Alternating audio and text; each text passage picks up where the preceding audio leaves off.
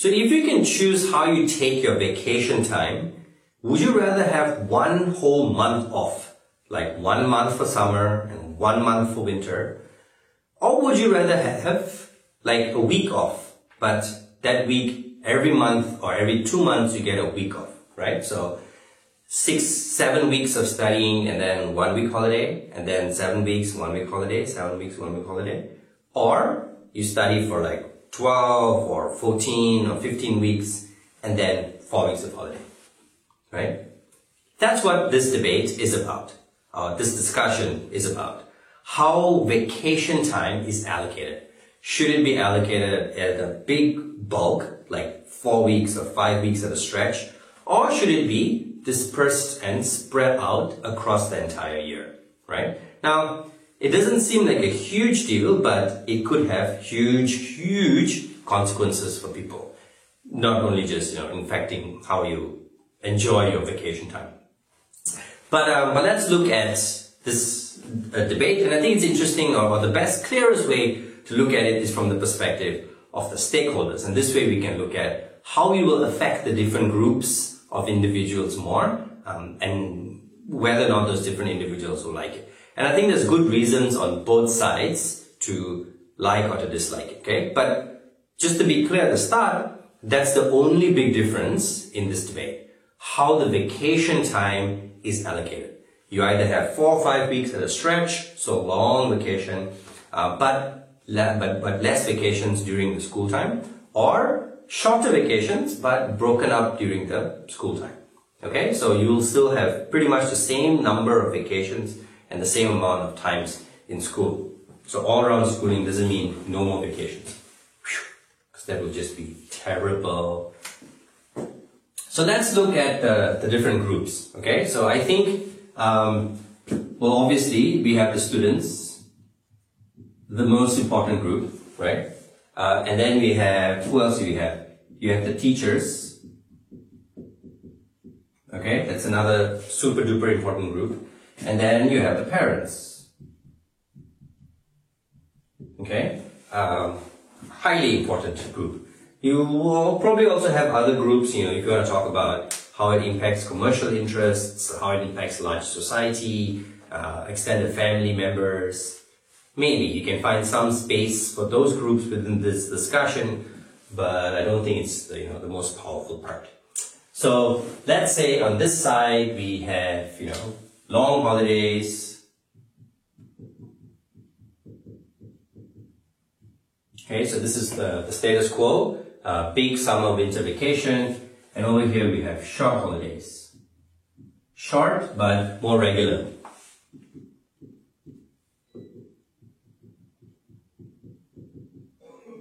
Okay, short but regular holidays. So that means more time spent in classrooms consistently, right? So how is that going to affect the students? So remember, under both of these things, you have the same number, absolute number of days. It's just how you spend those days, okay? So actually, I'm going to start from this side first, because this is what you guys have mostly used to in Korea. So the argument people usually make over here is that if you have shorter breaks, then it's better for your studies, right? So it's better for students, for their studies, for their academic ability or academic improvement. Why? Because you tend to forget things.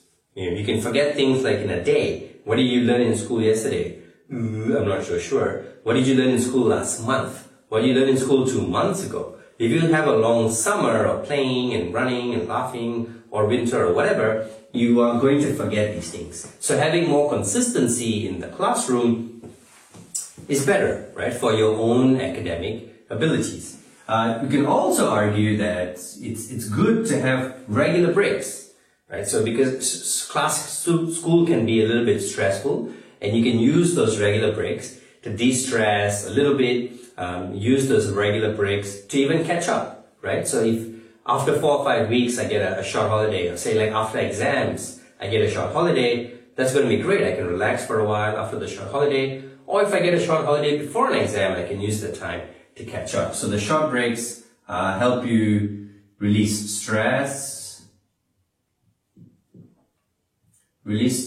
more often, right? Rather than just once or twice a year where you have a big holiday.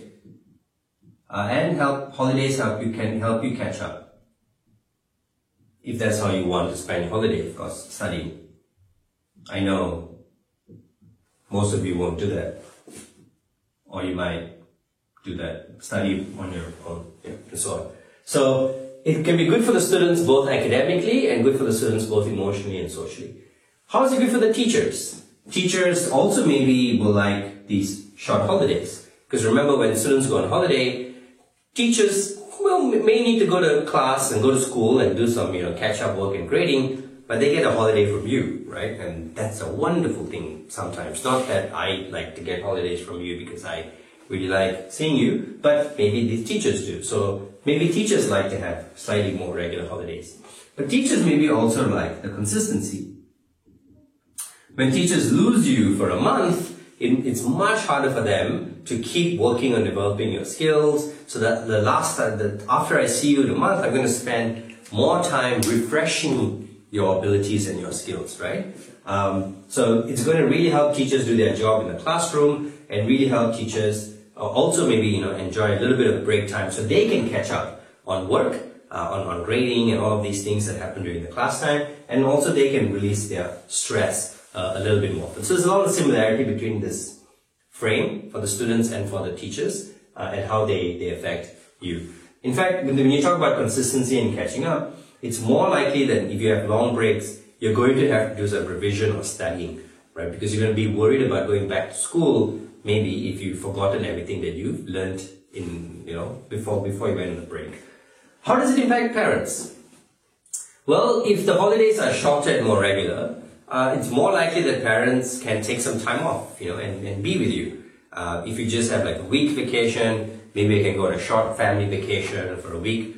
Those vacations are spread out across the year, not just in summer. And there's a lot of competition in summer now to go for vacations because all the families are off, and it's the only time they're off, and everybody's off. So everything becomes a bit hectic. But if it was 6 or 7 different points across the year where you have a week here, week here, week here, week here, I can choose. I choose the best time for my work and whatever, and the weather and all of these things, and we can go on holiday, right? So maybe families can spend more time, together, right? If you have these short and regular breaks and vacations, and because you can say it's more stressful during the summer, because in the summer I can't take off work for like a month, right? And I need to do something about you, with you for that month. And what do I do? And that's, more stressful during the summer. So stressful during long vacations. Maybe also you're at home too often, right? Or at home too much, so you create stress. Maybe. Or not. You are a bundle of joy, I'm sure. So that's the case for the short holidays, right? So if you're proposing a year-round schooling system, then this will be your GOV case. It helps the students because of more consistency, right? They improve their academic ability. They don't forget things so often, and they get to release stress every now and often. There's little breaks, and these little breaks also help them catch up if they need to catch up. Teachers also get the benefit of this consistency because it's better for them to teach you. It's good for them to also have those short breaks, and they also get to catch up with work, right? Because teachers have work. And with parents, having short breaks more often across the year means more opportunities for them to hang out with you, to go on short vacations. Whereas in the summer, they need to take one long month off, and that's very, very difficult to do. But what about in defense of the status quo? Why does the status quo work? Because summers are awesome, right? So it is awesome. Although I'm not sure you can just get away with arguing it is awesome, but it is. It is great to have that much of time available. Why is it great to have that much of time available? Because you have that much stress to get rid of. But also because if you have more time, you can do more things, right? You can get a job. You can take a proper adventure, like travel the world for a few weeks. You can get onto a project, right? You can build a tree house. You can do something, but because you have this so much of time, like a whole month for summer or winter, you can really develop another part of your life rather than your life just being about school. Okay, so this is a great time for me to go on some kind of program, some kind of self-discovery, even if that just means, you know, I work as a lifeguard on a beach for a while, volunteer lifeguard, or I go camping, or I do something. And these things are difficult to do if you only have 1 week off, 1 week off, 1 week off, right? You need to have this huge amount of time to do this. And of course, you argue that students can still catch up with their schoolwork, but make sure you don't contradict these things, right? You say like, I'm going to spend a month traveling around the world, but I can still catch up on my schoolwork. It's not going to happen. At some point, you maybe need to choose. You need to say, well, this is more important because this is unique. There's nowhere else I can develop, do all these adventures, find my character, develop leadership skills. My schoolwork I can do in school. I will catch up the couple of days before school starts when I come back. Something, okay? So choose one, but discuss why that huge bulk of time is really powerful, right? And as teachers, you can do the same thing actually. You can say, yeah, it may be harder for the teachers after the month after they come back to review and remind them. But that's good, right? Because they're going to forget these things anyway. It doesn't matter. Teachers find a way to do it. But teachers also can use this time off to develop themselves, right? Teachers can go on conferences. Teachers can write a book. Teachers can develop their new curriculum for the next year. Because now, like, if you only have those little weeks, teachers are also kind of held in school all the time.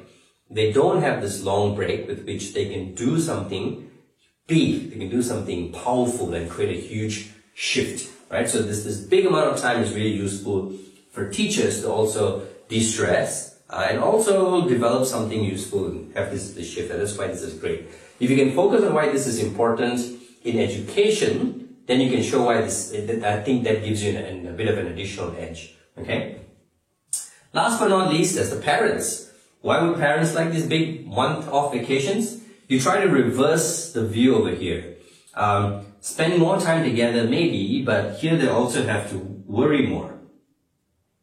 Because now, every couple of months, they need to figure out what to do with you for a week. Because if both your parents work, then, you know, someone's going to be home to take care of you, or they need to send you somewhere, and that's problematic. If it was just once or twice a year, then they can arrange a summer program, a winter program for you, or send you somewhere on a holiday, send you to their grandparents. They can do something. But it's more manageable if these holidays were just once or twice a year, rather than 6 or 7 times a year, because otherwise they would really stress parents out, right? And you can argue why the parents like the summer, because it also gives them more flexibility to spend time with you, right? They can choose whichever day that they want during that, not just focus on these few weeks in which you have vacation time, you know, and maybe they like the fact that they can go on a long holiday or vacation with you, or they can use this to develop an additional skill, right? Think about how you may have used some summers before.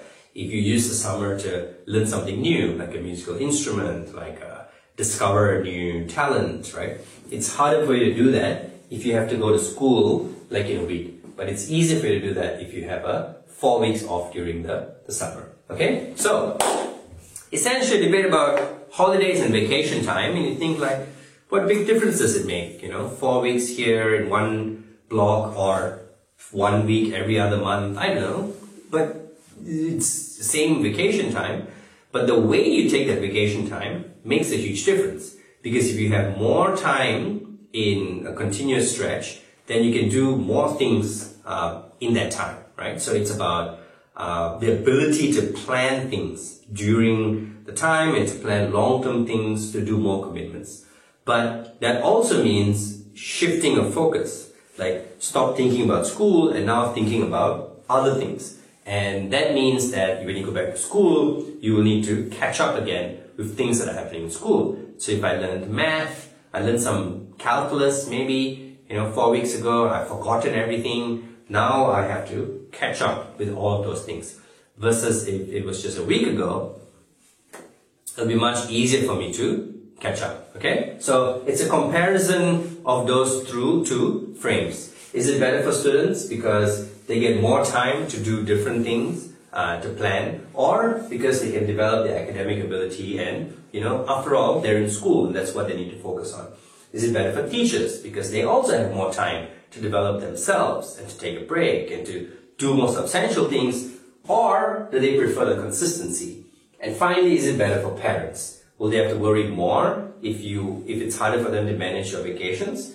Or will they like it because they can spend more time with you? Either way, think about it. I'm not sure you will be able to change it, but maybe you can try. Pick one that you like the best, make a persuasive argument, and maybe you will get it. So, good luck.